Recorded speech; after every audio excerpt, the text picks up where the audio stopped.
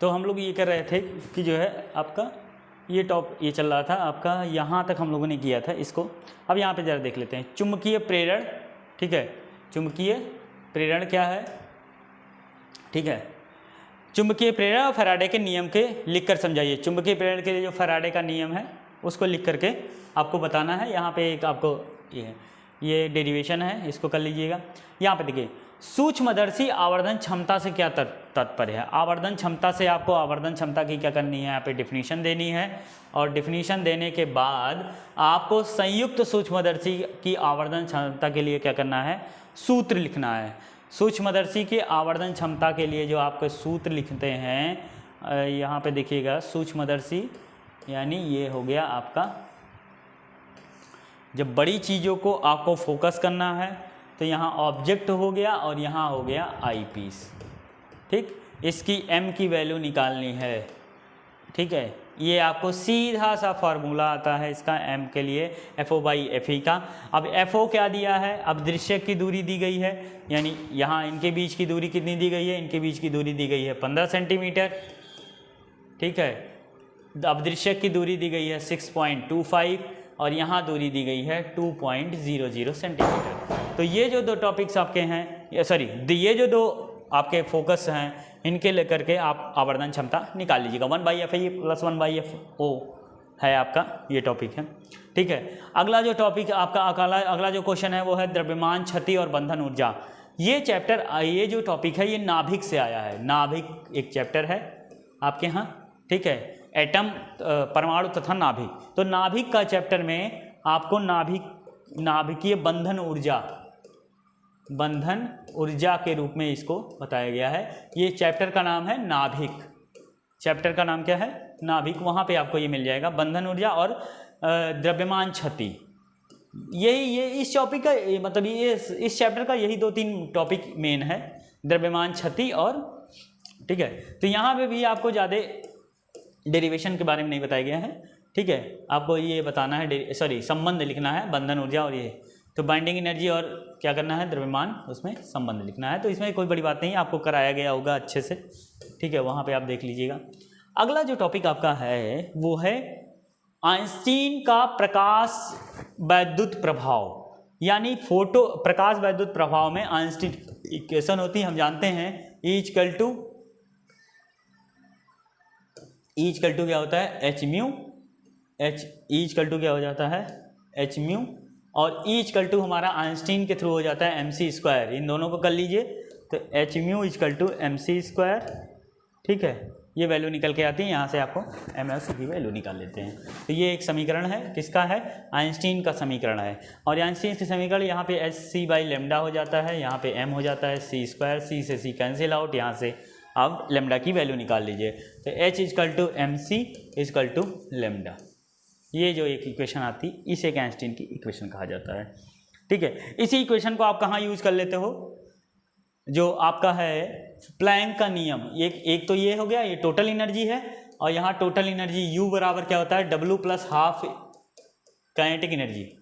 ठीक है, एक हाफ नहीं होता भैया, यहाँ काइनेटिक एनर्जी या तो लिख लो या तो ½ mv² होता है। ठीक है, तो ये वाला इक्वेशन है, इसमें अगर आप वैल्यू पुट कर देते हो तो ये आपका चैप्टर है ड्यूअल नेचर, यानी प्रकाश की द्वय प्रकृति, वहाँ से ये क्वेश्चन आया हुआ है। तो यहाँ पे आपको डेरिवेशन करके बताना है और नियम लिखना है, व्याख्या करना है। तो व्याख्या का मतलब है कि आप फिगर बना दीजिए उसका और फोटो इलेक्ट्रिक इफेक्ट को अच्छे से एक्सप्लेन कर दीजिए।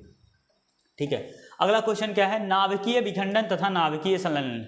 जब एक न्यूट्रॉन 3 न्यूट्रॉन को, ठीक, और ये तीनों जाकर के 3 अलग अलग न्यूक्लियस को क्या कर दें, विखंडित कर देते हैं।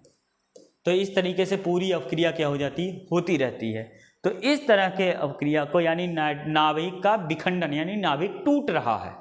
ठीक है, और वो 3 इलेक्ट्रॉन या न्यूट्रॉन में टूटता है, इलेक्ट्रॉन में नहीं, यहाँ पे 3 न्यूक्लियस में जाकर के एक प्रोटॉन जाकर के तीनों न्यूक्लियस को क्या करते हैं, बम्बार्ड करते हैं, और वहाँ से जो 3 निकलते हैं वो अलग 3 को करते हैं, यानी यहाँ से भी 3, यहाँ से भी 3, यहाँ से भी 3, ये 4 नहीं होगा भैया, 3 ही होगा, ध्यान रखना, 3 ही होगा ये,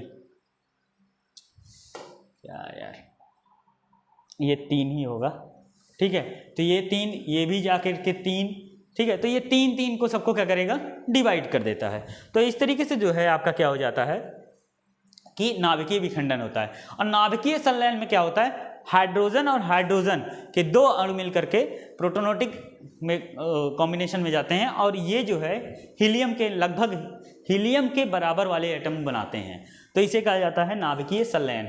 तो देखिए सूरज में इन दोनों के अंतर क्या है, एक विखंडित होते हैं नाभिक और एक में नाभिक क्या होते हैं, जुड़ते हैं संलयन होकर के। संलयन में ऊर्जा ज़्यादा निकलती है, ये सूर्य में क्या होगा, सूर्य में जो है नाभिकीय संलयन के थ्रू ऊर्जा निकलती है। ठीक है, चुंबकीय तरंग, इनके 4 अभिलक्षण निकले हैं, रटे रटाए प्रॉपर्टीज हैं इनकी। ठीक है, अब यहाँ पे एक क्वेश्चन आपको ध्यान रखिएगा, ये क्वेश्चन जो है 1 नंबर में आपने पूछा है E क्रॉस B का। ठीक है, अभी आपको 1 नंबर में ये जो गा वाला क्वेश्चन है, ये E क्रॉस B का यहाँ पे क्या करना है, आपको डेरिवेशन करना है। यहाँ पे उसको क्या करना है, उसका डेरिवेशन निकालना है E क्रॉस B का। ठीक है, तो E क्रॉस B का अगर डेरिवेशन निकालना है और यहाँ पे एक तरंगदैर्घ्य दी गई है, यानी लैम्डा की वैल्यू दी गई है, SC/λ होता है भैया। ठीक है, तरंगदैर्घ्य दी गई है, आवृत्ति निकालनी है। तो हम जानते हैं 2 तरीके, आवृत्ति और तरंगदैर्घ्य में क्या अंतर है वो जरा समझ लीजिए। हम जानते हैं h म्यू इक्वल टू होता है hc/λ, म्यू से s से s कैंसिल हो जाएगा, म्यू इक्वल टू होता है c/λ। c की वैल्यू होती है 3 × 10⁸, 10 पे घाते क्या होती है 8, यहाँ और यहाँ कितना दिया गया है 10 मीटर, ये वाला 10 मीटर दिया गया है, तो यहाँ पे लिख देंगे 10, आपको निकल जाएगा। ठीक है, अगला जो टॉपिक आपका है, अगला जो क्वेश्चन है, आँख की सामंजस्य क्षमता से क्या है, जितनी दूरी तक आप अच्छे से देख सकते हैं, जितनी दूरी तक आपकी पुतलियाँ उसको सामंजस्य कर सकती हैं। ठीक है, वो आपकी आँख की सामंजस्य। हालांकि इसका एक एग्जाम्पल भी है, सॉरी ये आप देखते हैं ना, मिनिमम कितना होता है, ये मिनिमम है, कम से कम दूरी तक, यहाँ तक आँख, वो कम से कम दूरी जहाँ तक आँख क्या होती है, स्पष्ट रूप से देख सकती है। ठीक है, इसका एक क्वेश्चन आपका है, निकटतम आँख का बिंदु जो है 150 सेंटीमीटर दूर, 25 दूर पर पुस्तक को पढ़ना चाह रहा है, कितने दूर की फोकस लेंथ है। अभी इसकी आँख क्या हो गई है, दूर दृष्टि दोष हो गया है इसको, ये 150 मीटर, जो कि होना क्या चाहिए था 25 सेंटीमीटर, और हो कितना गया इसका 2, वो 25 सेंटीमीटर की रखना है, आदर्श बना रहा है। ठीक है, तो इसमें कुछ नहीं है, क्वेश्चन लग जाएगा। ये क्वेश्चन जो है आपका lens maker formula, lens maker formula प्रकाश का प्रकाशीय गुणक में, ठीक है, 3-4 फार्मूले हैं, जिसमें से एक है लेंस मेकर फार्मूला। तो लेंस मेकर फार्मूला के लिए आप यहाँ पे जाएंगे, सीधा सीधा डेरिवेशन आया हुआ है 3 नंबर में, यहाँ पे ज़्यादा आप परेशान मत होइए, मैक्सिमम डेरिवेशन ही आते हैं। आइंस्टीन का प्रकाश, ये तो हो गया भैया, हाँ ये देखते हैं। अच्छा ठीक है, ये क्वेश्चन देखते हैं कैसे है, ये आपका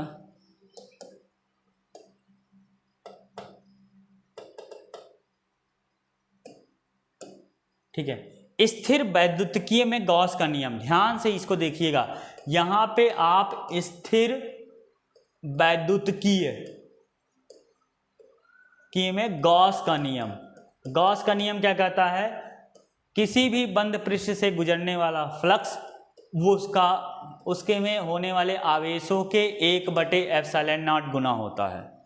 ठीक है, तो ये फाई बराबर यहाँ से हो जाएगा Q/ε0। इसी को प्रमेय को आपको लिखना है, और ध्यान रखिएगा इसी का अनुप्रयोग है, अनुप्रयोग की 3 हैं 4 हैं, मतलब कुल मिला के 3 हैं, 3 अनुप्रयोग हैं। कौन कौन से हैं जरा बताइए, अनुप्रयोग ध्यान रखिएगा, कौन कौन से अनुप्रयोग हैं। एक अनुप्रयोग है बिंदु के लिए, और एक अनुप्रयोग है चद्दर के लिए, एक अनुप्रयोग है गोले के लिए। ठीक, एक 1D का है, एक 2D का है, और एक 3D का है, 1 डायमेंशन में लंबाई बिंदु। ठीक, अब यहाँ देखिएगा, ठीक है, आपको एक दिया गया है, वक्र पृष्ठ का दिया गया है, समतल पृष्ठ का निकालना है। समतल पृष्ठ के लिए आपके पास क्या है, यानी चादर के लिए चादर वाला सूत्र लगा दीजिए, उसमें फार्मूला लिखिए, फार्मूले पे वैल्यू रखिए, आपकी क्वेश्चन सॉल्व।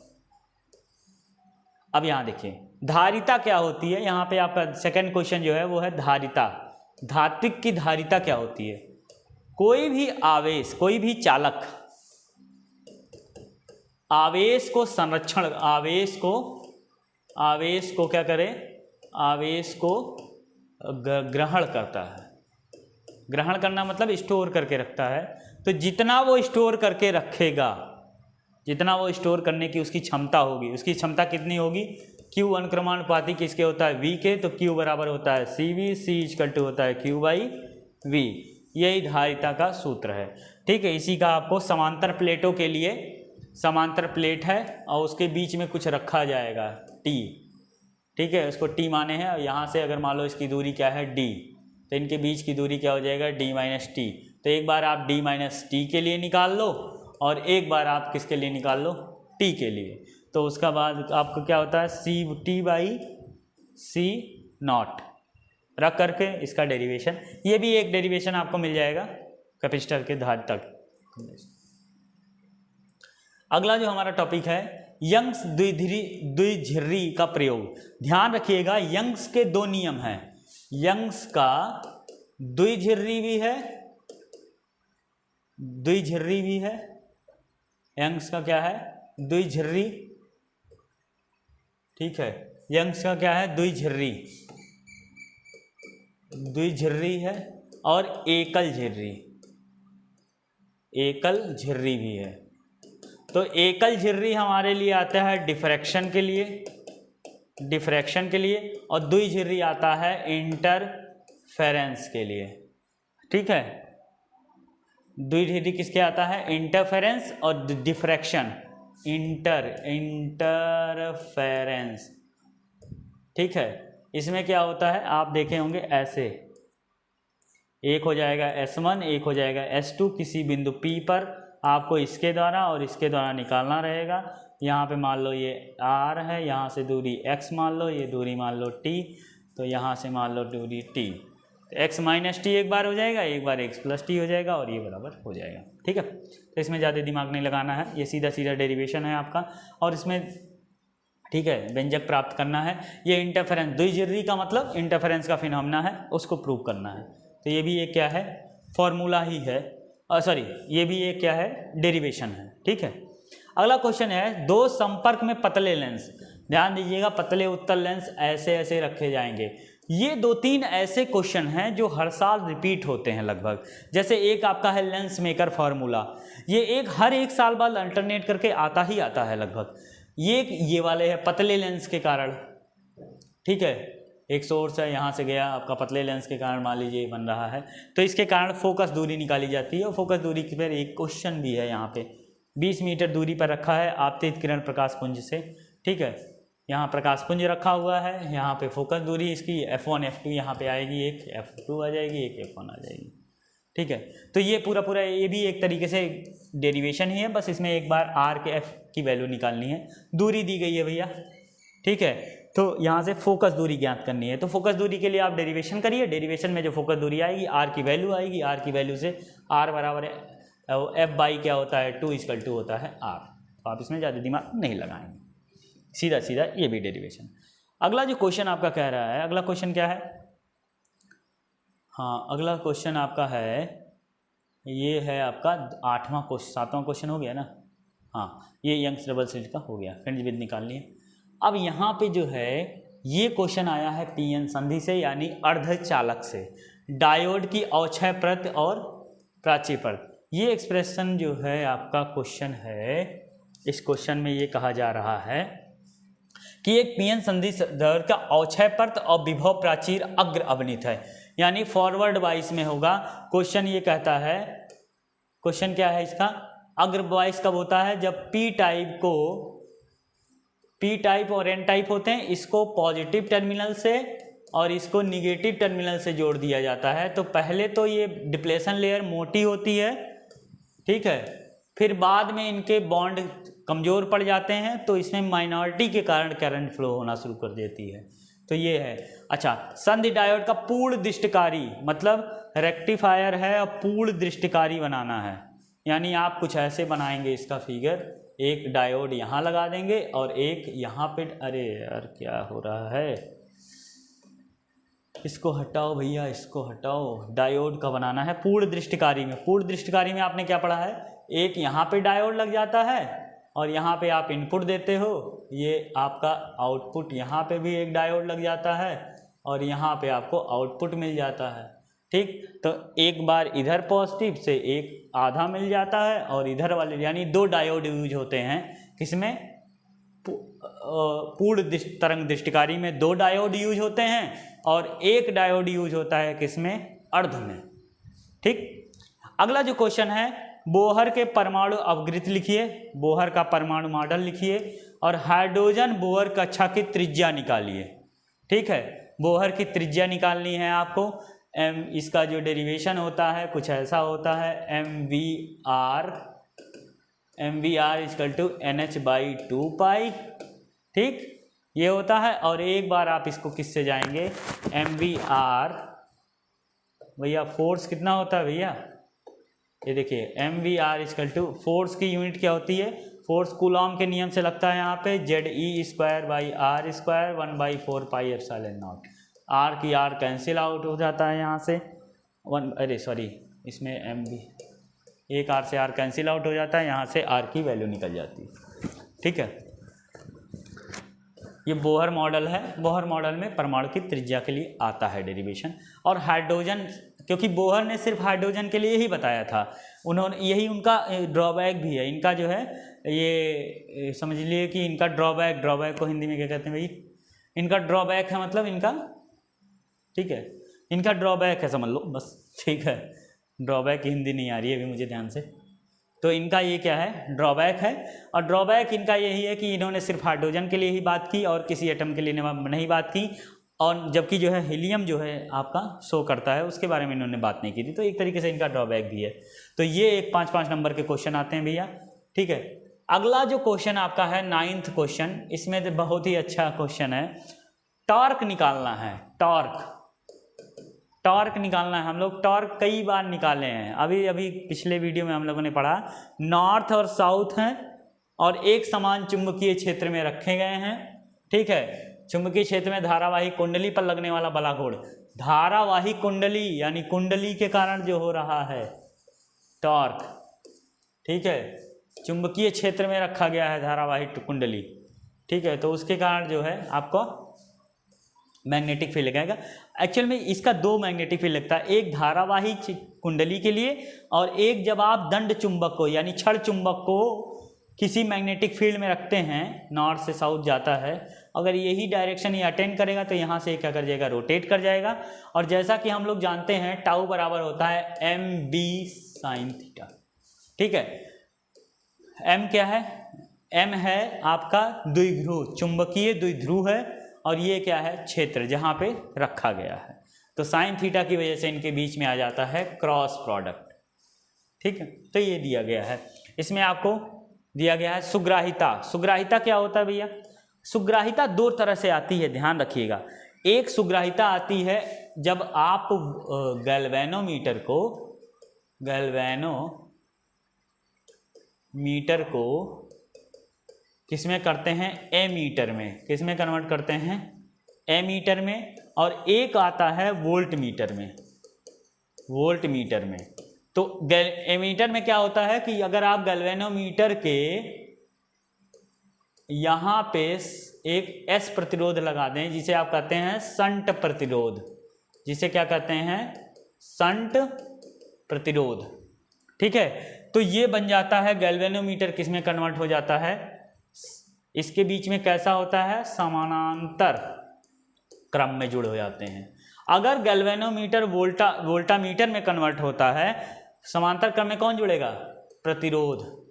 समांतर क्रम में कौन जुड़ जाएगा? प्रतिरोध। और ये प्रतिरोध का मान कम होगा। इस प्रतिरोध का मान क्या होगा? कम होगा। कम मात्रा का प्रतिरोध हो जाएगा। तो जब कम मात्रा का प्रतिरोध हो जाएगा तो यहाँ से धारा बहुत तेजी से बह जाएगी, और जब धारा बहुत तेजी से यहाँ बहेगी तो ऐसे समय को हम लोग कहते हैं शंट प्रतिरोध, जिसके कारण धारा बहुत तेजी से बह जाती है, तो उसे क्या कहते हैं? शंट प्रतिरोध। ठीक है, अगला जो है, अब देखिए यहाँ पे अगर गैल्वेनोमीटर है, गैल्वेनोमीटर को अगर वोल्टामीटर में कन्वर्ट करना है तो गैल्वेनोमीटर के ही रास्ते में यानी श्रेणी क्रम में ही जोड़ दीजिए क्या? शंट प्रतिरोध। यहाँ पे इसके समांतर जोड़ा गया है, यहाँ पे गैल्वेनोमीटर के समांतर जोड़ा जाता है एक प्रतिरोध। ये आप टॉपिक पढ़ेंगे तो टॉपिक में आपको बहुत अच्छे से ये बताया गया है। और यहाँ गैल्वेनोमीटर के ही श्रेणी क्रम में, यानी यहाँ कौन सा क्रम जुड़ता है, श्रेणी क्रम। अगर श्रेणी क्रम में प्रतिरोध जुड़ा है तो गैल्वेनोमीटर के अगर श्रेणी क्रम में प्रतिरोध जुड़ा है तो वो किस में बदल जाएगा, वोल्टामीटर में। अगर गैल्वेनोमीटर के समांतर क्रम में और कम प्रतिरोध का जुड़ा हुआ है तो वो किस में बदल जाएगा, एमीटर में। और यहाँ पे जो दो क्वेश्चन आए हैं यहाँ पे आप देख सकते हैं, एक आया है धारामापी में, किसके लिए आया है, एमीटर में कैसे परिवर्तित करेंगे। धारामापी को किस में कन्वर्ट करना है, एमीटर में। धारामापी को ही एक नाम से और जाना गैल्वेनोमीटर, यानी गैल्वेनोमीटर को ही एक नाम से और जाना जाता है धारामापी। ठीक, अगला क्वेश्चन क्या है आपका, लास्ट क्वेश्चन है इस टॉपिक का शायद, हाँ इस पेपर का लास्ट क्वेश्चन क्या है। देखिए बड़ा मज़ेदार क्वेश्चन है कि एक में एमीटर कैसे परिवर्तित करेंगे और दूसरे में आपको क्या करना है, वोल्टामीटर में संतुलित करना है। ठीक है, वोल्टामीटर विभवमापी के तार, ठीक है, वोल्टामीटर में कैसे कन्वर्ट करेंगे, तो इसके लिए आपको ठीक है बताया गया है वोल्टामीटर में आप कैसे कन्वर्ट करेंगे। तो एक में आपको क्या करना है, देख लेते हैं क्वेश्चन, देख लेते हैं। विभवमापी एक वोल्टामीटर में श्रेष्ठ क्यों माना जाता है। भैया वोल्टेज पर ही करंट डिपेंड करती है। आप ओम्स के नियम से अगर पढ़ेंगे तो V बराबर क्या होता है, IR। V बराबर क्या होता है, यानी V बराबर क्या हो जाता है, V बराबर होता है I और R। जितना ज़्यादा वोल्टेज उतना ज़्यादा क्या होगी, धारा। इसीलिए विभवमापी एक वोल्टामीटर से श्रेष्ठ होता है। वोल्टामीटर से श्रेष्ठ इसलिए होता है कि उसमें बहुत ही कम, जिसकी सुग्राहिता, आप यहाँ एक वर्ड पढ़ेंगे सुग्राहिता। सुग्राहिता मतलब होता है जैसे ही उसमें धारा जाए और वो डिफ्लेक्शन शो कर दे, वो कितना सेंसिटिव है, कितना ज़्यादा सुग्राही है, कितना ज़्यादा वो उस बात को, वो ये सुग्राहिता का एक टॉपिक बड़ा अच्छा बताया गया है आपके उसमें वीडियो में। ठीक है, वहाँ पे भी आप देख सकते हैं इसको। ठीक है, वहाँ डिटेल में बताया गया। ये तो आप क्वेश्चन सॉल्व करा रहे हैं तो उसमें कहाँ उतना वो पता है। φ/L या φ/A, ठीक है, डिपेंड करता है। NAB ऐसे करके आ रहा होगा, एक NAB करके आ रहा होगा। ठीक है, NA/, ठीक है, जितना ज़्यादा उसके बीच का डिफ्लेक्शन होगा, ठीक है, जितना ज़्यादा जैसे ये है यहाँ से करंट गुजरी और जितना ज़्यादा इसकी धारा डिफ्लेक्शन जितना आसानी से हो जाता है उसी को क्या कहते हैं। तो यहाँ पे आपका जो है क्या कह रहा है, लंबाई दी गई है, धारा दी गई है, वोल्टेज दिया गया है, प्रतिरोध दिया गया है, संतुलित बिंदु 50 है, तो आपको ज्ञात करना है। और इसके बाद फिर क्या कहा जाता है, एक वोल्टामीटर जोड़ने पे संतुलित बिंदु कहाँ आ जाता है, यानी 1 सेंटीमीटर की उसमें क्या आ जाती है, कमी आ जाती है। तो ये आप सुग्राहिता का अगर लेवल लगा लेंगे तो उसमें 2 इक्वेशन बनेंगे।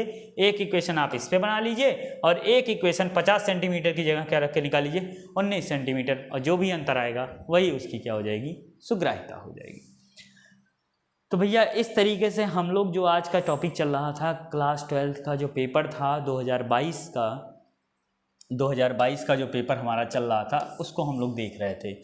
हमारे इस ऐप पे आपको मैक्सिमम क्वेश्चंस आपको एग्ज़ाम के बता दिए जाएंगे या फिर मैक्सिमम जो है आपको क्वेश्चन कराए जाएंगे। ठीक है, इससे आपका क्या होता है, कॉन्फिडेंस डेवलप होता है थोड़ा सा।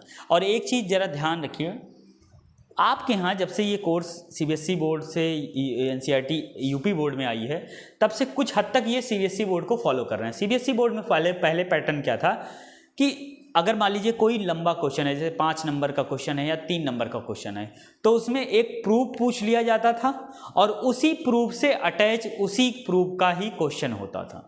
उसमें कोई नंबर दिए जाते हैं, न्यूमेरिक वैल्यू दी जाती है और वो, तो आप प्रूफ जितने भी आपके डेरिवेशन है उसको बहुत अच्छे से तैयार कीजिए, क्योंकि डेरिवेशन पे बहुत ही ज़्यादा क्वेश्चन आते हैं। आपने खुद ही देखा है इस पेपर में कितना ज़्यादा डेरिवेशन आपका आया है। लगभग हर एक टॉपिक से जो मेन डेरिवेशन है वो आते हैं। तो यहाँ पे तो आपका पेपर थोड़ा सा आसान होता है, डेरिवेशन ज़्यादा तक आपको फोकस करना है। और हाँ, डेरिवेशन में अगर किसी बच्चे को प्रॉब्लम हो रही है तो एक चीज़ ध्यान दीजिए, इसके लिए कोई शॉर्टकट तरीका नहीं है। पढ़ाई का कोई शॉर्टकट तरीका नहीं होता है, पढ़ाई करनी ही पड़ती है आपको। ठीक है, तो इसमें कोई शॉर्टकट नहीं है। अगर आप शॉर्टकट के चक्कर में जाएंगे तो कहीं ना कहीं आप अपना नुकसान करा बैठेंगे। ठीक है, आप मैक्सिमम से मैक्सिमम डेरिवेशन को लिखकर देखिए, जितना ज़्यादा आप उसको प्रैक्टिस में लाएंगे उतना ज़्यादा वो आपके लिए फेवरेबल हो जाएगा।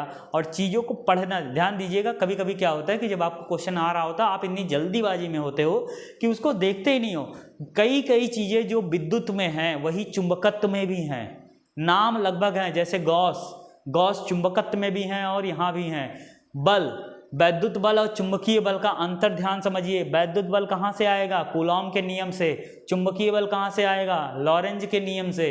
तो ये चीज़ जो है आप जरा फॉर्मूले को जरा ढंग से पढ़िए, कौन सा फॉर्मूला किसके लिए है। और आप जो है, जो आप कहते हैं ना कांस्टेंट जो हमको नहीं याद होते हैं, तो आप यहाँ पे देख सकते हैं पेपर में आपको ऑलरेडी ये कांस्टेंट की वैल्यू दी रहती है।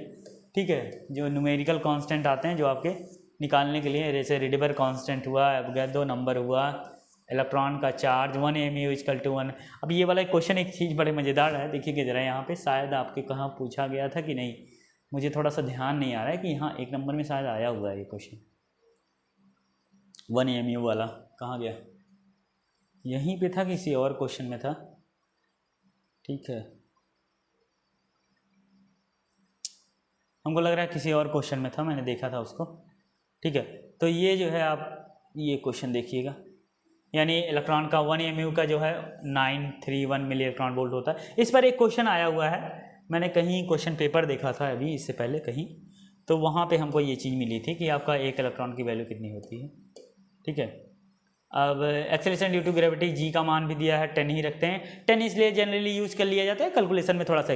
तो ध्यान रखिएगा, हमारे इस ऐप पे आपको ज़्यादा से ज़्यादा प्रोवाइड किया जाएगा ईजी मैनर में समझाने का, और जितनी ज़्यादा आप इसमें ले करके लिख कर प्रैक्टिस करेंगे। ध्यान रखिएगा, ये जो क्लास 12 है ये पूरा लिखने पे फोकस करिए।